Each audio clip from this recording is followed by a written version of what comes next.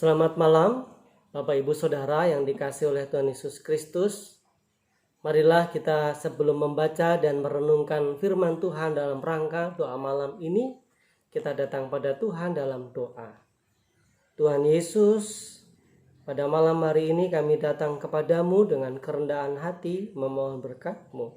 Tuntunlah kami yang lemah serba terbatas di dalam memahami kehendak-Mu ini, agar kami boleh menemukan hikmat, agar kami boleh menemukan kehendak-Mu. Bersabdalah Tuhan, kami siap mendengar dan memberlakukan firman-Mu dalam hidup kami. Amin. Mari Ibu, Bapak, Saudaraku yang dikasihi Tuhan Yesus Kristus, kita perhatikan bacaan firman Tuhan yang kita ambil dari Injil Yohanes pasal 13. Kita akan baca ayat 12 sampai dengan yang ke-18. Injil Yohanes 13 ayat 12 sampai dengan 18. Sementara Ibu, Bapak, Saudara silahkan menyimak. Sesudah ia membasuh kaki mereka, ia mengenakan pakaiannya dan kembali ke tempatnya. Lalu ia berkata kepada mereka, "Mengertikah kamu apa yang telah kuperbuat kepadamu? Kamu menyebut aku guru dan Tuhan, dan katamu itu tepat, sebab memang akulah guru dan Tuhan.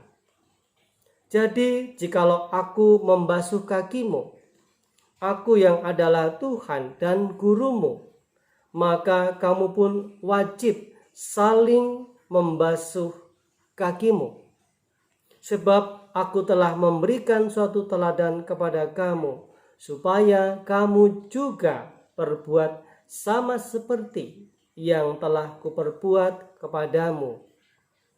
Aku berkata kepadamu, sesungguhnya seorang hamba tidaklah lebih tinggi daripada tuannya, ataupun seorang utusan daripada dia yang mengutusnya. Jikalau kamu tahu semuanya ini, maka berbahagialah kamu jika kamu melakukannya.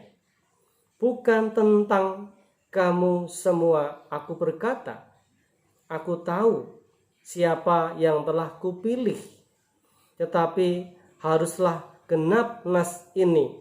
Orang yang makan rotiku telah mengangkat tumitnya terhadap aku." Demikian jauh pembacaan firman Tuhan. Berbahagia kita yang mendengar dan melakukan dalam hidup kita hari lepas hari. Pada malam hari ini, saudaraku, kita hendak merenungkan firman Tuhan dengan tema berbahagialah mereka yang melakukan kehendaknya. Saudaraku, apa alasannya jika Tuhan Yesus mengatakan kepada para muridnya dalam Injil Yohanes 13 ayat 17, "Jikalau kamu tahu semua ini, maka berbahagialah kamu jika kamu melakukannya." Saudaraku, konteks yang dimaksud Tuhan Yesus adalah berbicara soal pelayanan. Jadi orang yang dikatakan berbahagia menurut Tuhan Yesus bagi mereka, yaitu mereka itu siapapun saja, juga termasuk kita, yang melakukan kehendaknya, yaitu yang bersedia melayaninya dan juga melayani melalui sesama yang telah Tuhan Yesus lakukan, sebagaimana Tuhan Yesus membasuh kaki orang lain, yaitu kaki para muridnya, seperti yang tercatat dalam ayat 14. "Jadi jikalau aku membasuh kakimu, aku yang adalah Tuhan dan gurumu, maka kamu pun wajib saling membasuh kakimu."